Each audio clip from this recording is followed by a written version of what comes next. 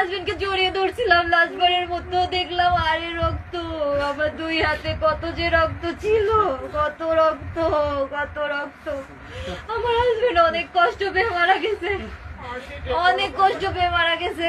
আমি জীবনে ভুলতে পারবো না, আমার সারা জীবনের আক্ষেপ থাকবে।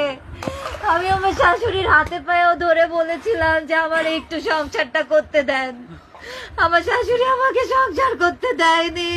আমার আক্ষেপ থেকে যাবে, আমার বয়স 20, আমার সারা জীবনের আফসোস থেকে যাবে আমার হাজবেন্ডকে নিয়ে, যাকে আমি জীবনে প্রথমবার ভালোবেসেছিলাম, আমার স্বামীকে, তাকে নিয়ে আমার সংসার করা হলো না। আমি কিভাবে বাঁচবো? ও নিঃশ্বাস নিতে পারতেছে না, ওর গা কত যে শক্ত ছিল, ঠান্ডা ঠান্ডা, ওর হাত পা শক্ত। ও যে কত সুন্দর ছিল, ও যে কত সুন্দর ছিল, আমার হাজবেন্ডের মতো সুন্দর ছেলে আমি দেখি নাই আমার লাইফে, আমার লাইফে দেখি নাই। ও আর আসবে না, ও আমাকে এসে জড়িয়ে ধরবে না। ও যাওয়ার আগে আমাকে একবার বলেও গেল না, যাওয়ার আগে আমার একবার হাগও করলো না, জড়িয়েও ধরলো না। ও নিজের মতো চলে গেল। কত অভিমান, কত কষ্ট নিয়ে যে ও চলে গেল,